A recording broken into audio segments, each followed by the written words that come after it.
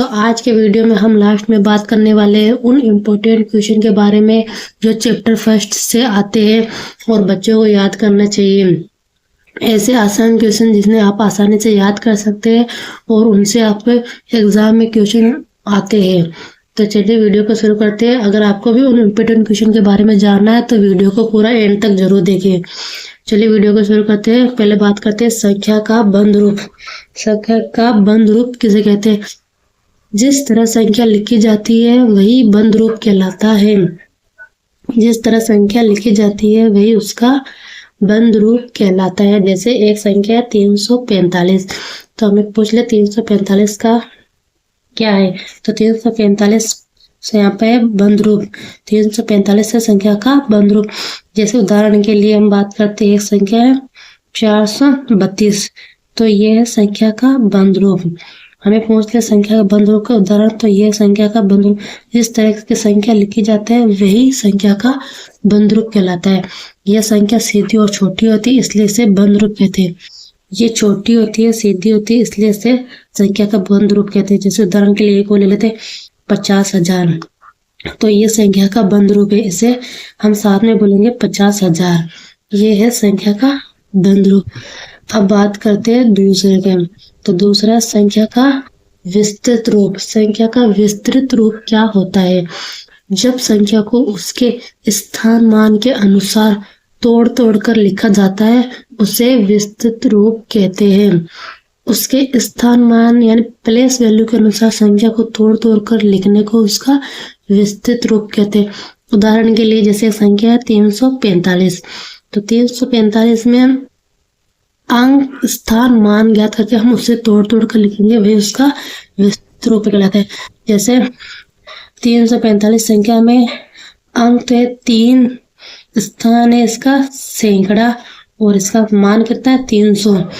उसी प्रकार 4 के लिए है, 4 है अंक, 4 है दहाई के स्थान पर, तो दहाई के लिए क्या है 40, और 5 है अंक इकाई के स्थान पर, तो इसलिए 5। तो उदाहरण के लिए हो गया, इसका विस्तृत रूप हो गया 300 + 40 + 5। इसे हम तोड़ तोड़ कर लिखने को ही इसका विस्तृत रूप कहते हैं। अब आपको इसके एक दूसरे उदाहरण से समझ आते हैं, इससे आपको समझ में आसानी से आ जाएगा। जैसे हमने एक संख्या ले ली, संख्या है 425, तो अब इसको हमने पूछ लिया कि इसको विस्तृत रूप में लिखो, तो हम पहले क्या करेंगे, इसका होगा अंक, फिर स्थान, और फिर यहाँ पे होगा इसका मान। तो इसमें हम क्या करेंगे, पहले लिखेंगे अंक को, अंक है 4, 4 किस स्थान पर है इकाई, दाई सैकड़ा, सैकड़ा के स्थान पर 4 है सैकड़ा के स्थान पर, तो 4 का सैकड़ा कितना है 400, इसका मान हो गया 400। अब दूसरा अंक है 2, 2 किस स्थान पर है इकाई, दाई, दाई के स्थान पर, तो यहाँ लिखेंगे मान, स्थान इसका दाई, दाई के लिए कितना हो गया 20। अब बात करेंगे 5 की, तो 5 है अंक, है ये किस स्थान पर इकाई के स्थान पर, तो इकाई, इकाई के लिए क्या होगा 5। तो अब इसका विस्तृत रूप, अब हमें पूछ लिया इसका विस्तृत रूप, तो इसका विस्तृत रूप क्या हुआ 400 + 20 + 5, ये हो गया इसका विस्तृत रूप। अगर आपको ये समझ में आ रहा है तो आप भी एक अपने मन से उदाहरण लीजिए कोई और फिर उसे हल कीजिए, तो आपको वो भी आसानी से समझ में आ जाएगा। अब चलिए बात करते हैं बंद रूप विस्तृत रूप में कैसे बदले। जैसे बंद रूप है तो उसे विस्तृत रूप में कैसे बदले, अगर विस्तृत रूप है तो उसे बंद रूप में कैसे बदले। जो चलिए संख्या लेते हैं, कोई मान लो हर अंक का बंद रूप को विस्तृत रूप में बदलने के लिए हमें पहले उसका स्थान मान निकालना पड़ेगा, फिर उसे जोड़ दो तो वही उसका विस्तृत रूप बन जाएगा। जैसे यह संख्या 709, तो 700 + 9 स्थान मान और उसको जोड़ दो तो ये हो गया उसका विस्तृत रूप। जैसे एक उदाहरण से और समझते हैं, कोई संख्या है 540, तो ये संख्या बंद रूप। अब इसका पूछ ले विस्तृत रूप, तो 500 सैकड़ा, 40 दहाई और 0 इकाई, तो ये हो गया इसका विस्तृत रूप। संख्या को तोड़कर रुकना, तोड़ तोड़ के लिखना ही उसका विस्तृत रूप कहलाता है। अब पूछ ले विस्तृत रूप को बंद रूप में लिखो। जैसे ये संख्या दे दी 400 प्लस 32 प्लस 2, तो इसका बंद रूप क्या हो गया 432। जैसे कोई संख्या है 700 प्लस 20 प्लस 4, ये संख्या दे दी और बोला इसका बंद रूप लिखो, तो इसका बंद रूप कितना होगा 400 724 हो गया इसका बंद रूप। अब हमें इसे याद कैसे कर सकते हैं, तो याद करने के ठीक है सीधी संख्या, सीधी संख्या तो बंद रूप, टूटी हुई संख्या तो विस्तृत रूप। अगर संख्या सीधी है तो वह उसका बंद रूप होगी, और अगर संख्या को प्लस करके तोड़ तोड़ के लिखा गया है तो इसका विस्तृत रूप हो गया। अब जानते हैं मेन पॉइंट के बारे में। मेन पॉइंट क्या है, प्राकृतिक संख्या है। अब इस चैप्टर के सारे मेन पॉइंट के बारे में बात करेंगे कि इस पूरे चैप्टर में से जो जो मेन पॉइंट है वो क्या है, उनमें से क्या क्या क्वेश्चन बनते हैं। तो चलिए बात करते हैं प्राकृतिक संख्या। तो जैसे 1 2 3 4 5 अनंत तक को इसको प्राकृतिक संख्या कहते हैं।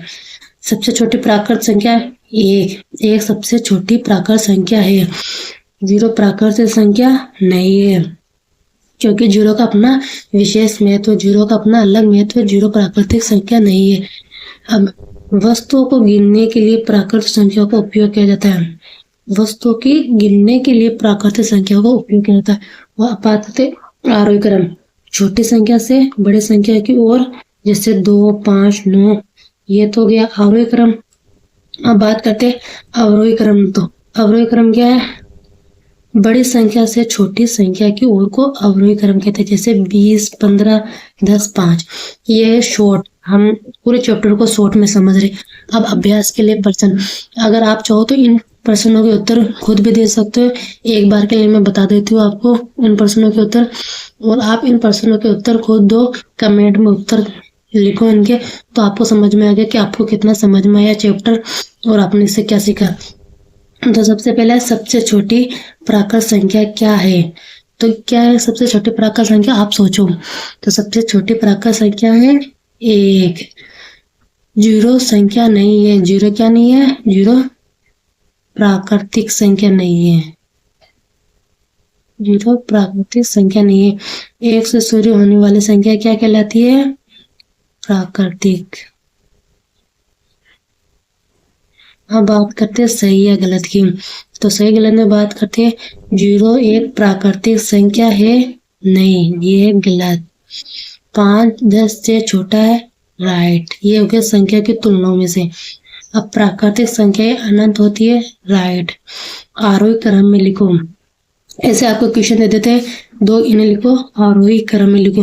तो इसका आरोही क्रम का मतलब क्या होता है, छोटे से बड़ा। तो आरोही क्रम में इसमें सबसे छोटी है 2, उसके बाद में 6, उसके बाद में 9, उसके बाद में 15, ये हो गया इसका आरोही क्रम। अब इस संख्या को आप आरोही क्रम में लिखो और कमेंट में इसे जवाब दो, ताकि समझ देखे आपको कितना समझ में आया या नहीं, इसका जवाब आप दोगे। अब बात करते हैं अवरोही क्रम में। अवरोही क्रम में लिखो, तो अवरोही क्रम का मतलब क्या होता है, बड़े से छोटा। तो इनमें सबसे बड़ी संख्या है 18, फिर उसके बाद में 10, उसके बाद में 7, उसके बाद में 3, ये हो गया इसका अवरोही क्रम। और इस दूसरे सवाल का उत्तर आप दोगे, आप इसका कमेंट में उत्तर दो कि इसका अवरोही क्रम क्या होगा, तो मैं आपको वापस रिप्लाई करूंगा कि आपने उत्तर सही लिखा या नहीं। अब बात करते हैं तुलना करने की, कि कौन सी संख्या बड़ी है कौन सी छोटी है। तो तुलना कैसे करेंगे, इसमें 8 से 12 बड़ा है, तो ये 8 से 12 बड़ा है। इसमें 15 15 बराबर है, इसमें 20 9 से बड़ा है, तो ये साइन आएगा। ये साइन भी पूछ लेते हैं कि इनमें कौन सा बड़ा है, बराबर है या छोटा बड़ा, तो हमें ये साइन याद रखने पड़ते हैं। अब इससे ये भी 2 क्वेश्चन बनते हैं, प्राकृतिक संख्या क्या है, क्या 0 प्राकृतिक संख्या है, अगर है या फिर नहीं है तो क्यों। इन दोनों का उत्तर आप दोगे तो आपको समझ में आएगा कि आपको फर्स्ट चैप्टर कितना समझ में आया है। अगर आपने इन क्वेश्चनों को पढ़ लिया तो आपको फर्स्ट चैप्टर पूरा समझ में आ जाएगा, और इन क्वेश्चन में से एग्जाम में सवाल आते हैं जिन्हें आप आसानी से हल कर सकते हैं। तो इन जो भी मैंने आपसे क्वेश्चन पूछे, इन क्वेश्चनों का उत्तर आप मुझे कमेंट में लिख सकते हो, मैं आपके क्वेश्चन का जवाब दूंगी। अगर आपको वीडियो अच्छी लगी हो तो लाइक करो, शेयर करो, कमेंट करो, और आपको और किस चैप्टर का वीडियो चाहिए आप मुझे बता सकते हो, मैं उस चैप्टर पर आपके लिए वीडियो बना दूंगी। अगर आपको हमारा वीडियो अच्छा लगे तो हमारे चैनल को सब्सक्राइब करो।